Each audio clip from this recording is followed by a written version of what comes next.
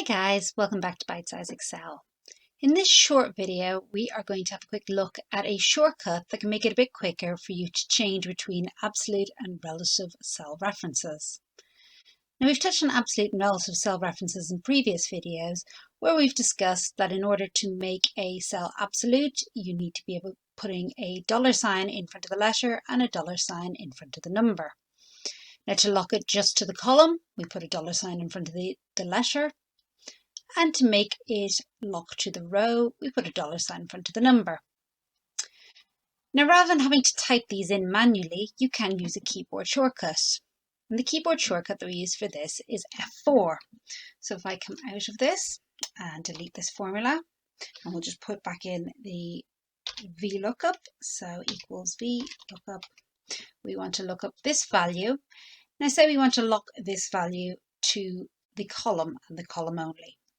We use the keyboard shortcut F4 and that will make it an absolute reference. If we press it a second time, it will make it lock to the row. And if we press it a third time, it's locked to the column. Then we put in our comma and then we select our table. And as we've discussed previously, this just goes in as a relative cell reference. So to make it absolute, press F4. We want it locked on the full thing. We want column 3 and we want it to be false.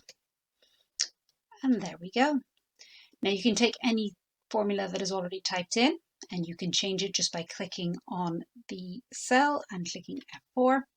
So it just changes that first part of the formula and keep pressing it until we get back to just locking it to the column. And in the same manner, we can change this second part of the formula. However, a word of warning, if it's already typed in and you go to the end and press F4, it will only change this second part.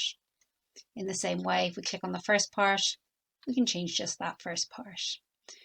So that's just a really quick introduction to using F4 to quickly flick between absolute and relative cell references. It's a really useful keyboard shortcut that I unfortunately forgot to cover in my useful keyboard shortcuts video. I do hope that you found this little Excel trick quite useful. Please do like this video, leave me a comment, let me know what you'd like to see in future videos, and as always, please do subscribe. I look forward to seeing you on a future video.